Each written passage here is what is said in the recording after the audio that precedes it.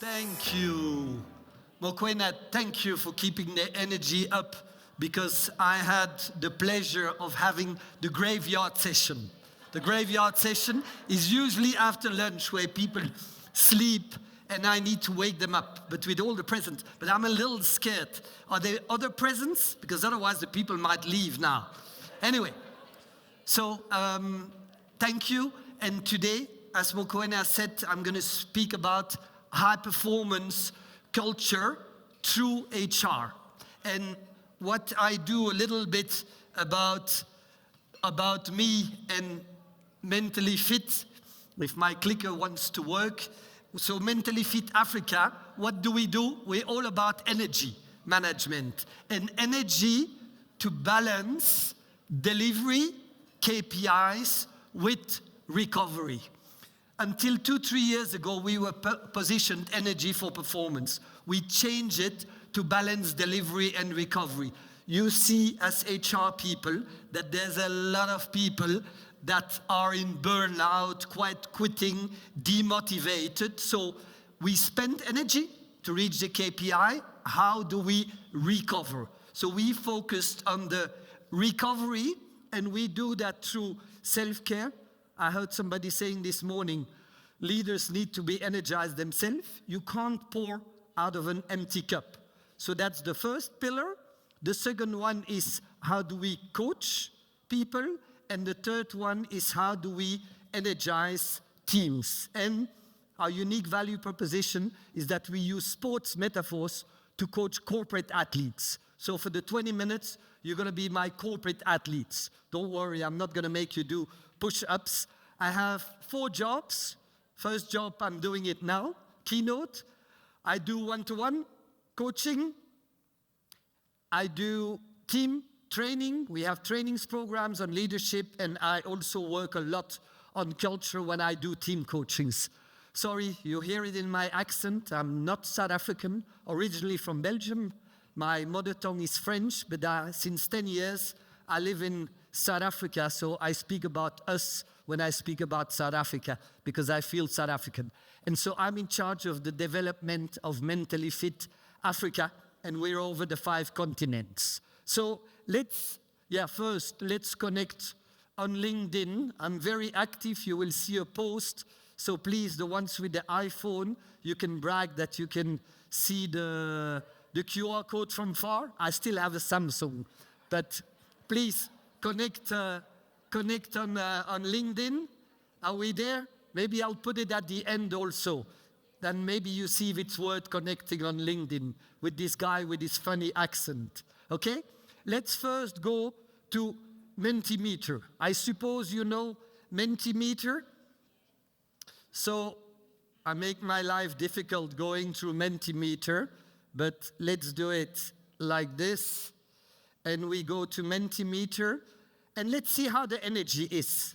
Somebody this morning also said what you can't measure is not important. In sports, we measure everything, okay? We have the heart rate of the people, the amount of time that they have the ball. So that's what we do. So please go to Mentimeter and use it. As HR professionals constantly scan internal and external. And Mentimeter is an amazing tool for that. I'll keep the QR code on. It's there. How's your energy level? Do I feel energized? Do I feel okay? I suppose I don't need to explain the ish. You're South African. I was in Nairobi yesterday with Radisson, and they said, what's this ish? So I have the South Africans explaining. You all know what it is. Mokwena, you're the coach of this team. So you know that we go to the Olympics with this team, and the Olympics is in December 2025. And as you see, we have 21 energized, 19 okay, 6 are ish, 3 are tired, 4 are drained, and 1 is burnout. Do we have a chance to win a gold medal?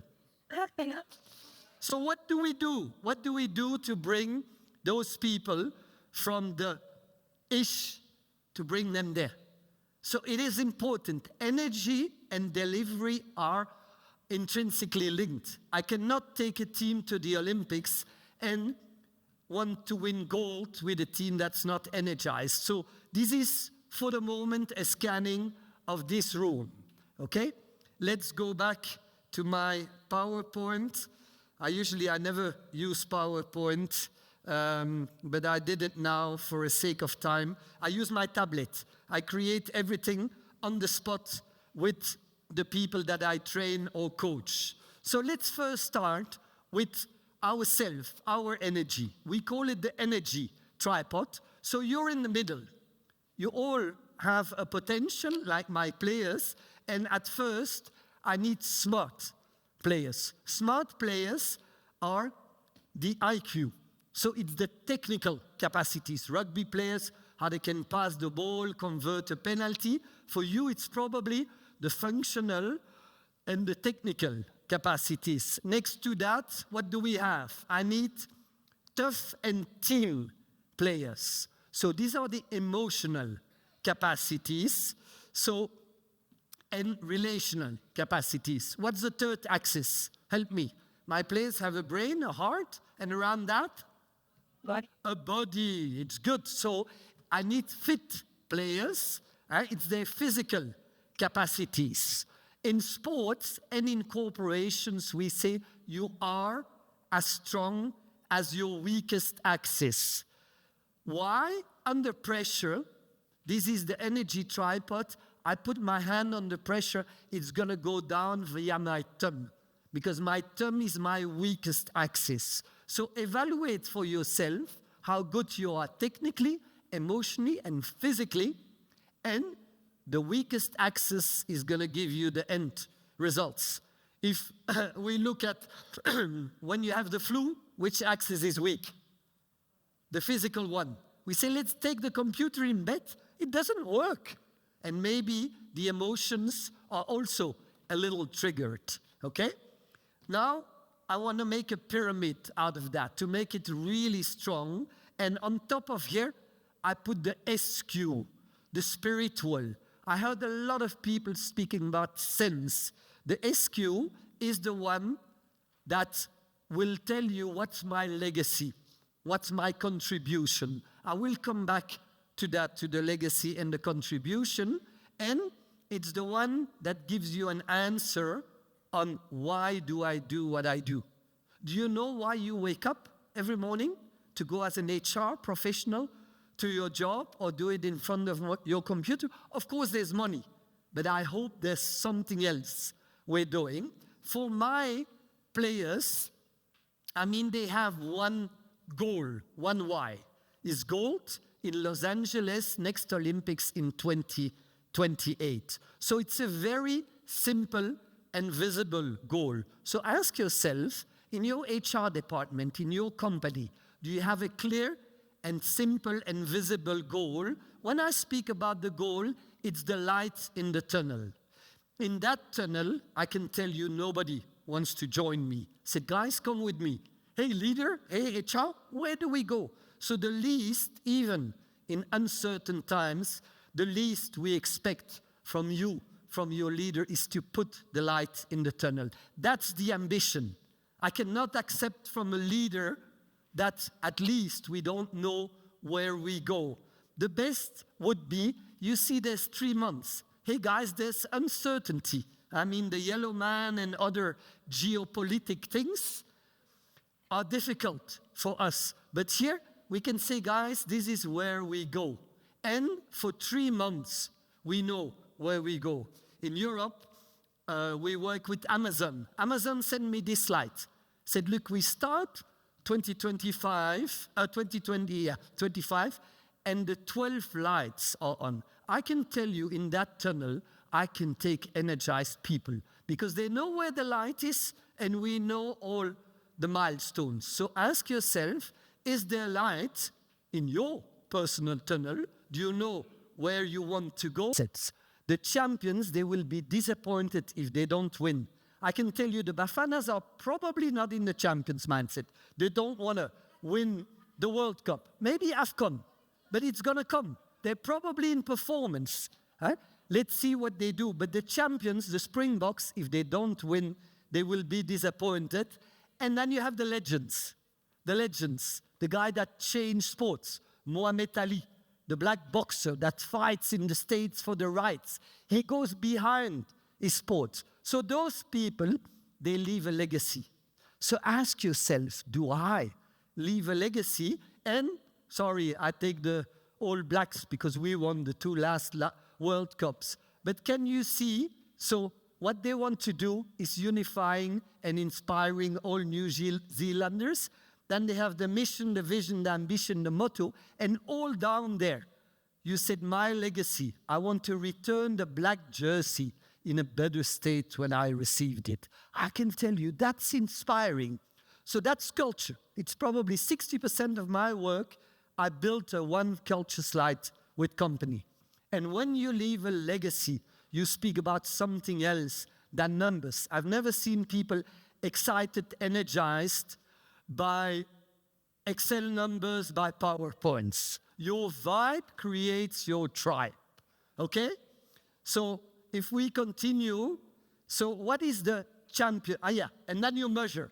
For instance, I won't tell you the name, but here, 2 people are in participation, performance, champions, and in legacy mindset. So measure, keep on measuring with LinkedIn, with Mentimeter. So what are the criteria of the champion's mindset? We were inspired by Rafael Nadal. When he ended his career, he said, what is productive paranoia? Productive paranoia is I constantly scan my environment. What's happening inside my company, pulse surveys, whatever you do, and outside. What's the competition doing? Positive dissatisfaction. The All Blacks speak about divine dissatisfaction. Guys, we won the World Cup. What could we have done better? You need to grow. You think if the Springboks play the same way in 2027 World Cup than they played in 2023, do they have a chance to win, you think? 0. But why? Look, we trained that way, and now we do the same 4 years later. What happened? The other ones are copying, are getting better. Status quo equals killing yourself in sports and in business. So continuous improvement with innovation. If I only do continuous improvement, it will stay a candle. If I add innovation, I can go to the light bulb, okay? Efficient imperfection. So don't try to be perfect. This presentation is efficient imperfection. We don't need these lines. These lines are there for security, okay?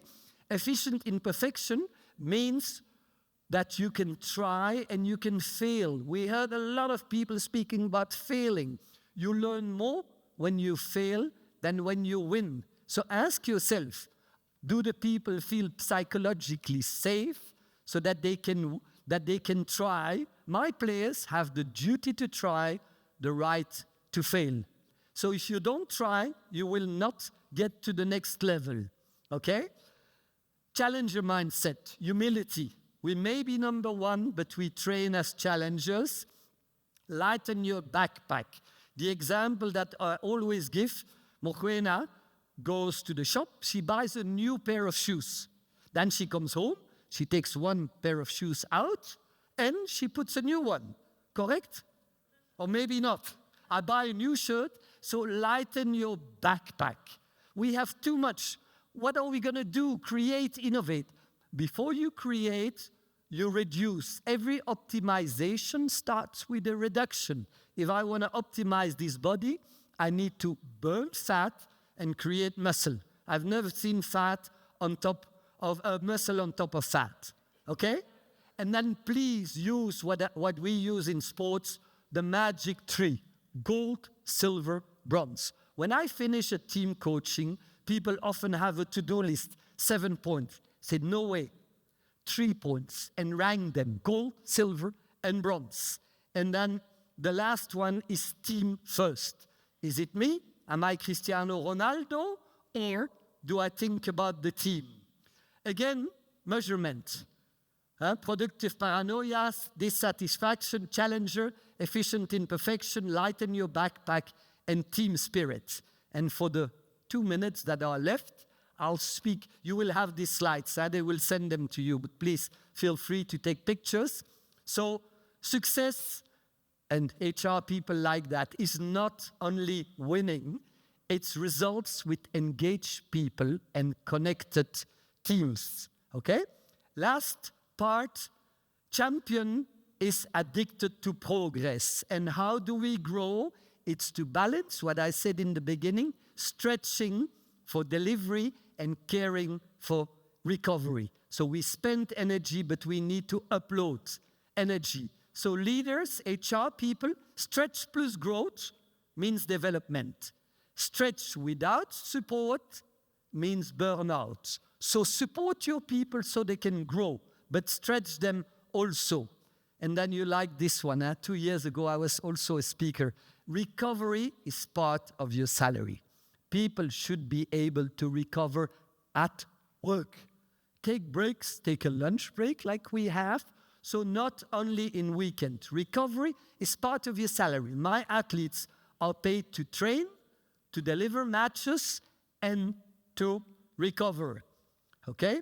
Quickly, team glue before team stretch. How do we build a team? Team glue, why? This is a team. Look, this team is just resilient. I was here and I come back. If I have a compact team like this, look, this one goes higher. This one will be resilient. This one bounces back because it's a stronger team. Or maybe you're like this. Something happens, nothing. I fall flat. So we need a compact team so we can be resilient. And what are the elements of a team? First, a goal, not only an IQ goal, also EQ goal, frame, and I'll end with that. So make sure you have a clear frame. Some managers that I coach say, look, they are so dependent on me. And I ask them, how clear is the frame? They said, what do you speak about? Frame. A last example, you have small kids, you go to a playground and you see that it's nicely fenced, a clear frame. You will drop your kids and you will go for a coffee or a beer, depending on the time, because it's clearly framed. If it's not framed, you will run after the kids. So managers HR, is the frame clear? If not, you will run after the colleagues. And then last, trust will come from having a clear goal, a clear frame, and personal engagement. I will not go to the team stretch. First you glue the team and then you stretch the team. And I want to end on all I wish you. And my LinkedIn profile is there. All I wish you is like the box. 2 World Cups in a row. How many did we win? 4 now or 5? 4? Okay, let's win. But for that, we need energized people, an engaged team. And I will end. HR people, don't allow leaders to come to you and to say, listen, I have a problem in my team, fix it. There's one thing that leaders cannot delegate. It's leadership and coaching. It's not for HR to fix the problems. You can assist them, but they take the lead. Leaders can't delegate leadership and coaching. Thank you very much for this opportunity to speak. Thank you to the Topco team, and I'm available for questions or I'm there.